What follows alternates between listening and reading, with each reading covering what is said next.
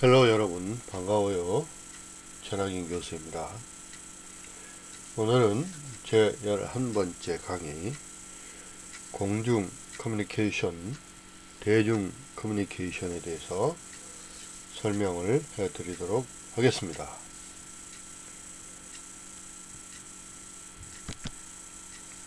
먼저 공중 커뮤니케이션의 정의가 무엇인가 정의에 대해서 살펴보도록 하겠습니다. 대중과 공중은 다릅니다. 대중은 그냥 수많은 사람들의 무리, 조직적이지 않은 어떤 그 목적이나 관심이 있는 사람들이 아니고 일반 불특정 다수인들,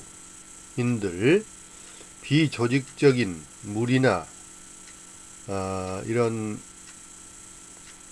사람들을 우리는 일반 대중이라고 얘기를 합니다. 그와 반면에 공중은 공통의 관심을 갖거나 또는 어떤 목적을 가지고 주기적으로 서로 관계를 갖고 만나는, 모여있는 그러한 모임, 공적인 의미의 사람들을 공중이라고 얘기합니다. 따라서 이 공중은 대중과는 다르죠. 특정한 주제나 관심, 목적을 가지고 지속적으로 관계를 맺고 만나는 집합제적인 성격을 가지고 있습니다. 그리고 그 구성원들 간에는 서로 소통하고 또 서로 유기적인 그런 관계를 맺고 있다는 그런 점이 대중과는 다르다는 의미입니다. 자, 그럼 공중의 특성이 뭐냐? 공중은 앞에서도 말씀드렸다시피 사적인 그런 일반적 모임이 아니고요, 공적인 성격이 강합니다. 그리고 공중은 비밀스러운 그런 조직이 아니고 공개적인 오픈된 조직이라는 거. 그 다음에 공중은 개인이 아닙니다. 개인이 아니고 전체, 그 같은 관심과 주제와 목적을 가지고 만난 그 전체적인 조직이 우선이 되는 거고요. 그 다음에 공중, 그런 많은 사람들이 모여있는 공적인 조직에서 자기 주관이 너무 앞서면 안 되는 거죠.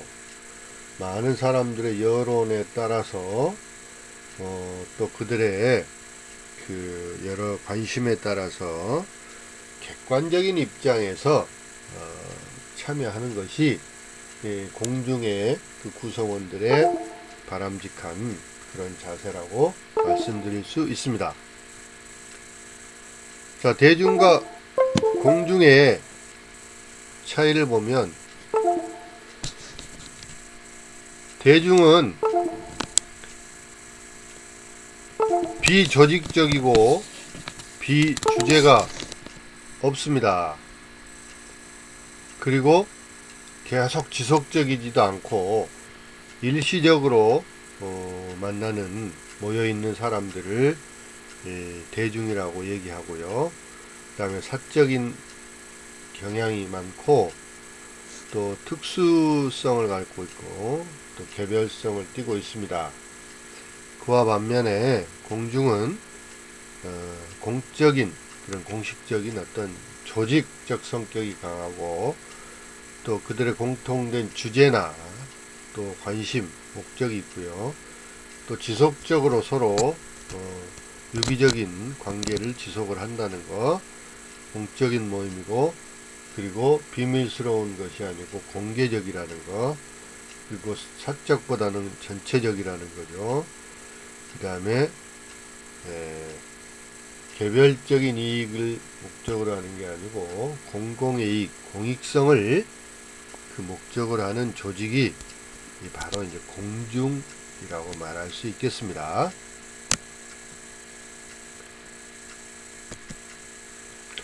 자, 공중 커뮤니케이션의 특징에 대해서 살펴보겠는데요. 자, 공중연설에서 수용자는 비교적 많은 청중이라고 말할 수 있겠습니다. 그러니까 듣는 사람들이죠. 연설에서 듣는 사람은 많은 청중이 되겠고요. 그래서 공중 커뮤니케이션은 이 어느 정도 준비된 상태에서 발생이 된다는 거. 그 다음에 공중 커뮤니케이션은 지속적인 커뮤니케이션, 그런 즉 연설을 의미하는 것입니다. 그 다음에 공중 커뮤니케이션은 특정한 장소나 환경이 필요하다는 겁니다. 그 사례를 한번 보면 저 핵 방사능에 관련해서 경선이는 오전에 한국 분야회 임원들에게서 연설을 했고, 또 오후에는 길거리에서 가두 연설을 했습니다. 앞에 있는 분야회 임원들에게 연설한 것은 공중 커뮤니케이션이고요. 길에서 불특정 다수의 많은 사람들을 대상으로 한 건 대중 커뮤니케이션이라고 말할 수 있겠습니다.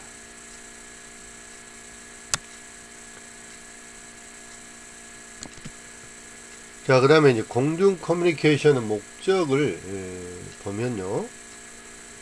공중, 그 집단, 네, 정보 전달이 목적이 되겠습니다.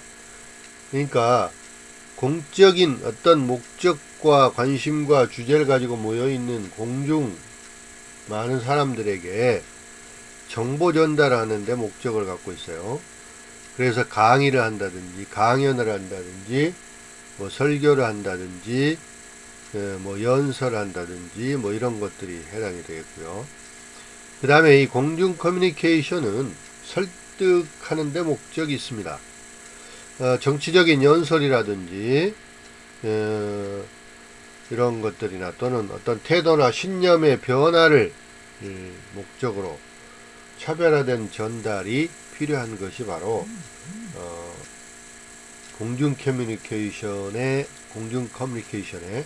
설득의 목적이 있다 말씀드릴 수 있고요. 그 다음에 공중 커뮤니케이션은 오락적인 목적도 띠고 있습니다. 재미가 있어야 되겠죠. 그 다음에 토크식으로도 할 수 있고요. 또 삶의 여유로운 것들을 제공하는 그런 커뮤니케이션이 공중 커뮤니케이션의 오락적 목적이 있다. 이렇게 말씀드릴 수가 있겠습니다.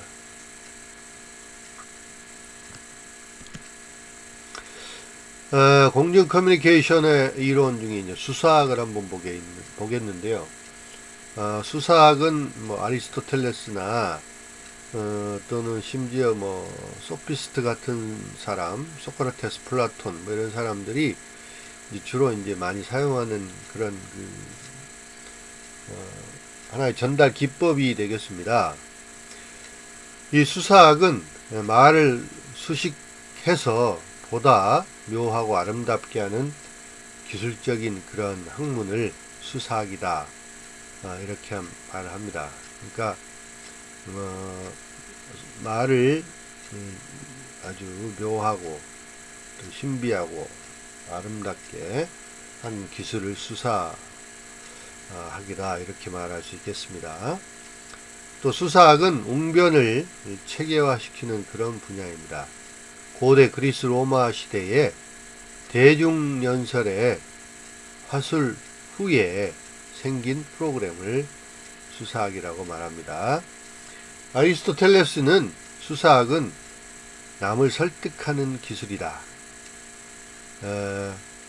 그래서 그리스 로마 시대에 연설과 또는 이런 남을 설득하는 그런 화술들이 많이 발달했는데 이게 로마가 몰락한 후에 수사학은 후퇴했다 이렇게 말을 하고 있습니다. 소피스트라고 하는 궤변론자들을 우리가 이제 소피스트라고 얘기를 하는데요. 기원전 4세기경에 아테네를 중심으로 해서 변론을 하거나 또는 입신 출세를 위해서 백과사전식 지식을 가르쳐주는 그런 사람들, 또 그걸로 인해서 많은 부를 챙긴 그런 사람들을 소피스트라고 하는데, 유명한 그 소피스트들은 아르레라의 프로타고라스가 있고요, 레오티니의 고르기아스가 있고, 히피아스, 프로티쿠스, 트라시마코스, 이런 사람들이 유명한 소피스트에 해당이 됩니다. 그러니까 원래 이제 소피스트란 말은 나쁜 의미는 아니었습니다. 원래는 현인, 아주 지혜가 있는 사람 또는 지지자, 이런 의미가 있었는데요. 이들이 그러한 그 화려한 화술과 또 백과사전식 그런 지식을 가지고 돈을 받고 그 어떤 논쟁이나 이런 데서 승리하는 방법을 가르쳐 줬기 때문에 이게 궤변론자라고 이렇게 이제 폄하된 그런 경향이 있습니다. 이 소크라테스나 플라톤, 그 유명한 그 아리스토텔레스 같은 철학자들은 이 소피스트들을 궤변론자라고 단정을 했습니다.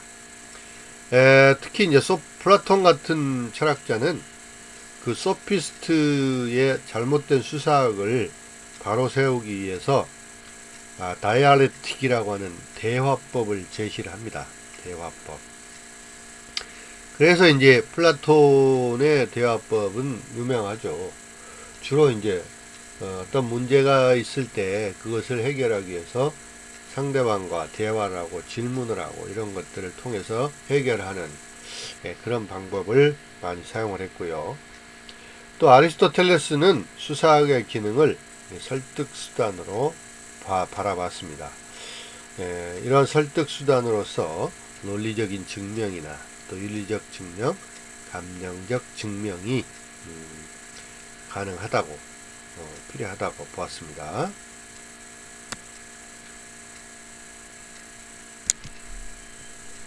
자, 아리스토텔레스의 3단 논법을 우리가 이제 보겠는데, 과학적인 연구 방법 중에 하나입니다. 연역법이라고 하는 것이 있죠. 연역법. 여러분이 잘 아는 연역법입니다. 연역법의 반대는 진화법이 되겠죠. 자, 연역법은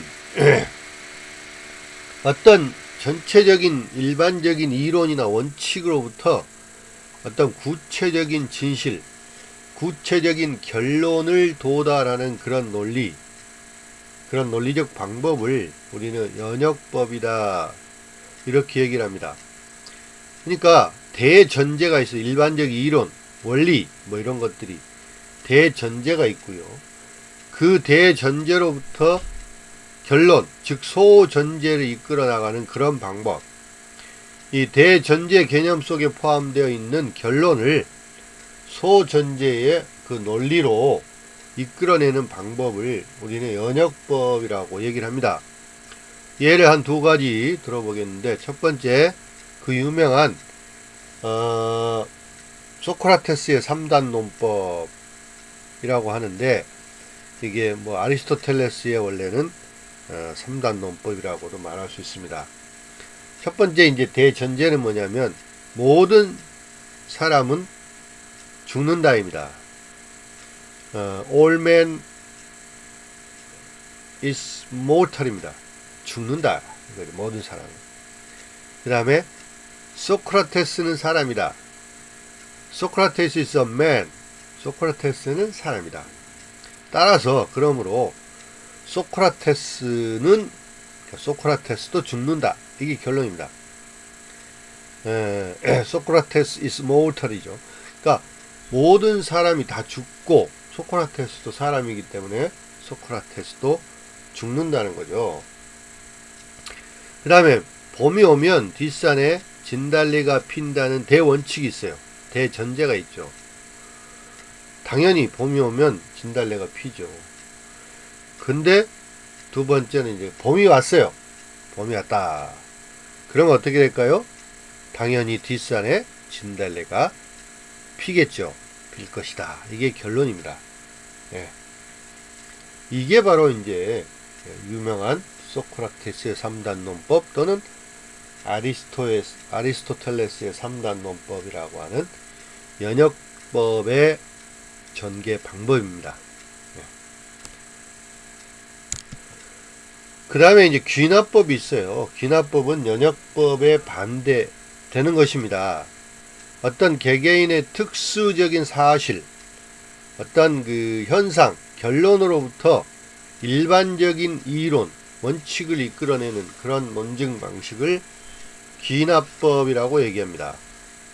자, 귀납법에서 쓰이는 전제들은 그럴듯하게 결론을 이끌어내지만 그 결론은 참이라는 완벽한 보증은 하기가 어렵습니다.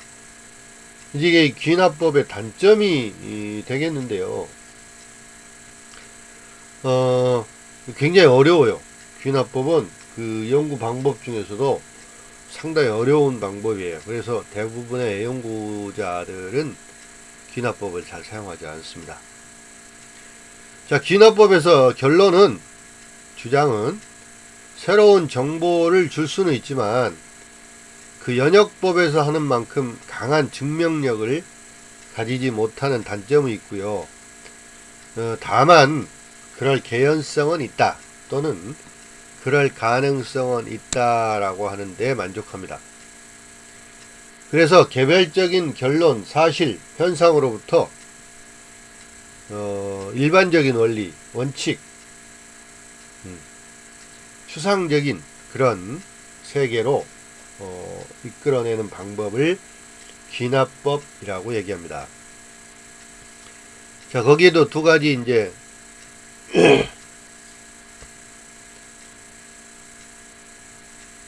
사례를 살펴보면 우럭이라는 생선이 있는데 우럭은 못생겼는데 생선 중에서 가장 맛이 좋다고 알려져 있습니다. 그러니까 생선 회로도 맛있고 또 나는 개인적으로 매운탕 같은 것도 참 좋아하는데 매운탕으로도 참 맛있습니다. 여러분이 또 좋아하는 광어도 잘생기진 않았죠. 못생겼지만 또 맛이 좋습니다. 그래서 이런 개별적인 사실을 가지고 결론을 내는데 그러면 못생긴 고기는 맛이 좋다. 이렇게 이제 일반적인 원리를 이끌어내는데 이게 과연 맞느냐, 정확한 참 진리냐, 여기에 대해서는 다소 의문이 있습니다. 그럴 수는 있습니다. 하지만 아닌 경우도 분명히 있을 수 있다는 거. 그 다음에 두 번째는 민주주의는 표현의 자유를 촉진시키기 때문에 민주주의가 바람직하다. 이러한 구체적인 사실을 가지고 이제 왜 표현의 자유는 바람직한가. 자, 그리고 결론은 뭡니까? 표현의 자유는 민주주의를 촉진시키기 때문이다 그랬습니다. 민주주의는 표현의 자유를 촉진시키기 때문에 바람직한데요. 이 표현의 자유가 민주주의를 촉진시킨다? 물론 그것도 일부분은 맞습니다. 하지만 표현의 자유만 있다고 해서 민주주의가 발달하는 것은 아니죠. 예, 여러 가지 요소들이 서로 이렇게 이제 많은 그런 민주주의 발달의 역할을 하게 되는 거지 단순히 표현의 자유만 가지고 민주주의가 발달한다라고 말하기는 다소 무리가 있습니다.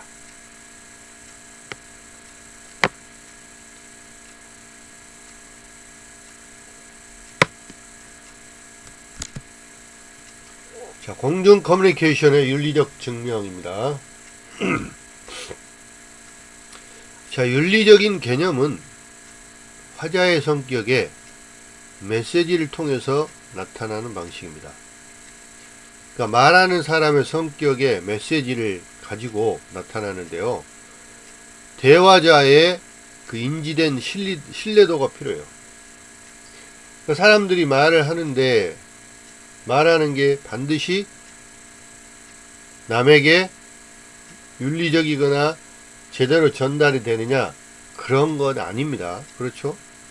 그 사람의 서로 간의 신뢰도, 이런 것들이 있어야지 말들이 훨씬 더 윤리적이거나 진리로 받아들이게 되는 거예요. 대화자는 그럴듯한 내용을 담는 것만으로 충분하지 않고 신뢰성을 가지고 있어야 됩니다.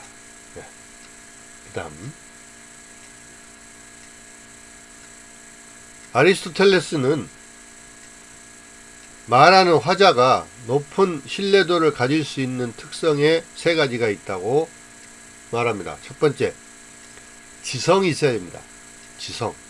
그러니까 지적인 어떤 그 수준이 있어야지 사람들이 그 사람을 말을 신뢰를 한다는 것이고요. 그 다음에 성격도 좋아야 되겠죠. 성격도 남에게 신뢰를 주는 그런 성격이 필요하고요. 그 다음에 신의, 의리가 있어야 돼요. 믿고 의리 같은 것들이 있어야 된다는 겁니다. 그 다음에 수용자는 화자와 선한 관계가 형성이 되어 있어야 돼요. 받아들이는 사람 입장이 말하는 사람과 좋은 관계였을 때 효과가 있다는 겁니다. 그 다음에 신의는 수용자가 말하는 사람의 의도를 긍정적으로 판단을 할 때 이 윤리적으로 증명이 되는 거예요. 믿는 거죠. 믿고 어떤 그 의리가 있는 그러한 수용자, 화자의 의도를 잘 제대로 받아들일 수 있다라는 거죠.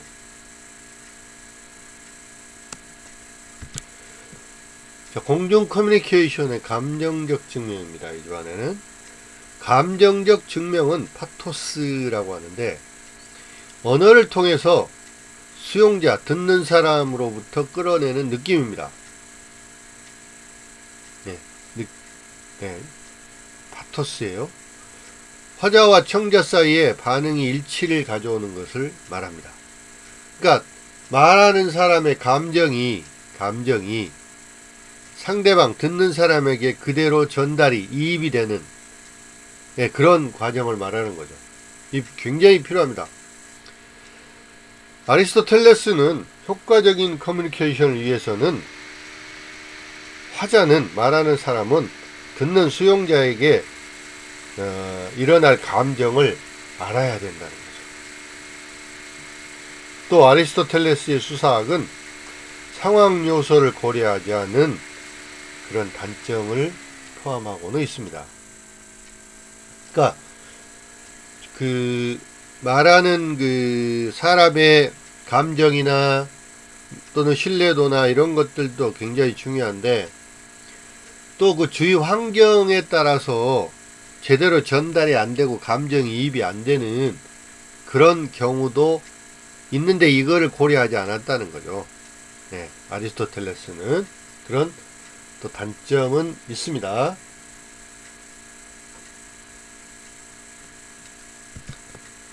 그 다음에 이제 고프만의 연극학적 접근인데요. 이 고프만이라는 사람은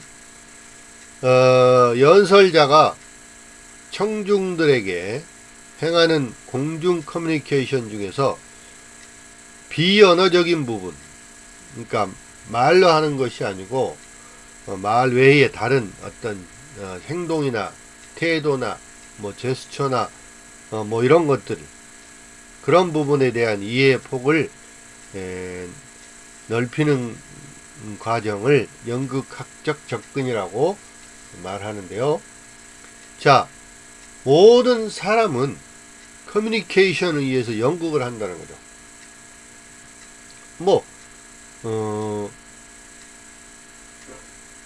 글쎄요, 뭐 연기한다, 뭐 어떻게 해서 뭐 설득을 하기 위해서나 또 커뮤니케이션 하기 위해서 뭐 말을 뭐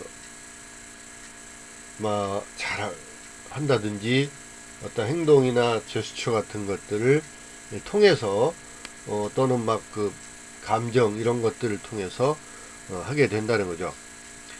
또 사람들은 진실을 감추고 가면 속에서 타인에게 좋은 이미지를 부각시키려고 노력한다. 그러니까 그 사람들이 다른 사람들과의 그 대화나 여러 커뮤니케이션 하는 과정에서 자기 자신의 내면을 감추고 좋은 이미지만 부각시키려고 하는 그런 방법도 많이 사용하게 된다는 거고요. 또 표현의 통제를 위해서 연기적으로 적절한 통제를 하고 있습니다. 표현의 통제를 하기 위해서 연기를 많이 할 수도 있다, 그런 얘기고요. 그 다음에 적절한 상징을 가지고 자기 자신을 대변하려고 합니다. 어떤 상징적인 거라든지 다른 사람을 끌어들인다든지 뭐 이런 것들을 가지고 자기 자신을 나도 그렇다라는 걸 대변하려고 하는 그런 접근들. 그 다음에 신비주의자들, 그러니까 신비적인 그런 모습들을 많이 보여요. 신비화를 추구합니다. 타인으로 하여금 신비스럽게 보도록 연기를 한다. 연극학적 접근입니다. 연극학. 그러니까 약간 가식적인 그런 커뮤니케이션을 말할 수 있겠습니다.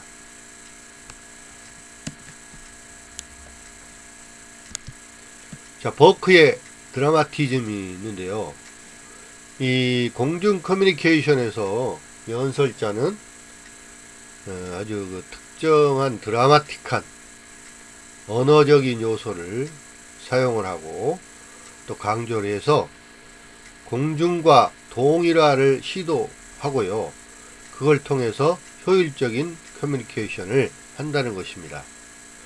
버크가 말하는 인간 드라마의 5가지 요소가 있는데, 첫 번째는 행위는 생각이나 행동이 일어난 것을 행위라고 얘기를 하고요. 그 다음에 장면은 행동이 일어나는 상황이나 배경, 환경이죠. 행위자는 행동을 하는 사람, 행위물, 행동을 하기 위해서 사용되는 수단. 그 다음에 목적, 그 받아들이는 사람들의 행동을 하도록 목적을 가지고 있다는 거죠. 그 공중 커뮤니케이션에서 버크가 주장한 드라마티즘은 그 인간적인 어떤 드라마적인 그런 요소를 가지고 듣는 사람이 그것들을 수용하고 행동하고 하는 것들을 목적으로 하게 된다는 것입니다.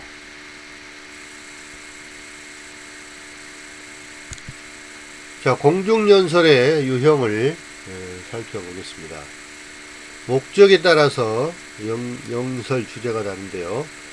연설 주제는 청중에게 어떤 가치가 있는가를 고려합니다.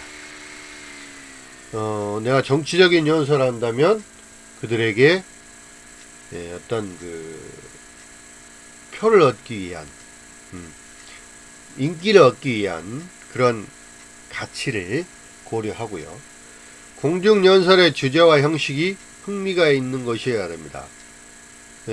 공중연설은 많은 사람들을 모아놓고 하는 것이지만 재미없고 지루하고 그러면은 사람들이 금방 실증나고 지치고 심지어는 뭐 잠자고 뭐 이런 일들이 많이 벌어집니다. 재미있고 또 형식이 있어야 된다는 거. 연설의 주제는 내용과 범위가 분명해야 합니다. 어떤 목적을 가지고 연설을 하는데 뭐 이리 갔다 저리 갔다 횡설 수설 뭐 주제가 왔다 갔다 뭐 이렇게 아주 혼란을 주면 안 된다는 거죠. 그 내용이나 범위가 분명하게 이루어져야 된다는 겁니다. 두 번째는 이제 공중연설에서 고려해야 할 사항입니다. 첫 번째는 자신의 주장이 채택되도록 합니다. 그러니까 설득을 하는 거죠. 상대방, 듣는 사람들을. 그 다음에 미연의 방지를 위한 제지적인 내용이어야 합니다. 뭐 어떤 그러니까 좋지 않은 것들에 대한 뭐 영향이나 그런 것들이 나타나지 않도록 미리 제지하는 그런 내용이고요. 그 다음에 부정적입니다. 부정적인 행동을 중지하는 메시지. 나쁜 것들을 못하게 하는, 부정적인 것들을 중지하게 하는 그런 메시지가 있어야 되고요. 그 다음에 발전적이고 또 신념적인 행동의 지속적인 메시지가 됩니다. 공중연설을 하는데 더 보다 발전적이고 또 믿음이 가는 그런 행동을 할 수 있도록 지속적으로 메시지 전달해야 된다는 거고, 그 다음에 다섯 번째는 어떤 연설이 됐든 간에 재미가 있어야 되겠죠. 재미가 있어야 돼요. 재미. 오락적인 그런 요소가 고려돼야 되고요. 자, 전달 요령의 연설 방법입니다. 연설의 내용이 청중에게 제대로 전달이 되어야 됩니다. 전달하는 요령은 첫 번째 즉흥적 연설이 있습니다. 그러니까 많은 공중이 있는 데서 갑자기 즉흥적으로 연설하는 경우가 있고요. 그 다음에 무원고적인 원고 없이 연설하는 경우. 그 다음에 암기식 연설입니다. 암기식은 원고를 작성을 해서 그거를 이제 암기를 하죠. 암기를 해서 하는 연설이 있고요. 네 번째는 원고식 연설. 원고를 작성해서 앞에 펼쳐놓고 원고를 보면서 하는 연설. 이런 그 여러 가지 방법들이 많이 있습니다. 뭐 그 어떤 환경이나 또는 그 어떤 상황에 따라서 거기에 맞는 그 방법을 사용을 하면 될 것입니다.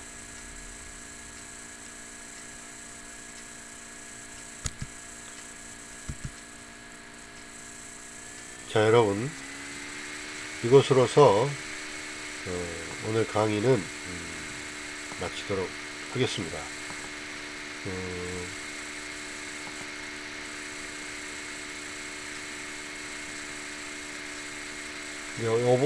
이번 주가 벌써 11주입니다. 11주인데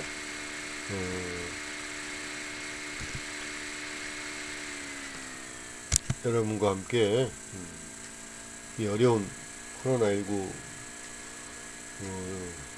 사태를 맞이해서 힘든 가운데 보내고 있고, 우리가 온라인 강의로 함께 하고 있습니다. 물론 다소 힘들고 또 짜증나고 그런 일이 있을 수도 있는데 여러분 잘 극복하시고, 또 그 여러분의 있는 위치에서 여러분이 해야 할 일은 잘 챙겨서 다 잘하고 최선을 다하는 그런 목표의식을 가지고 지내기 바랍니다. 자, 오늘은 이걸로 강의를 마치겠습니다. 바이.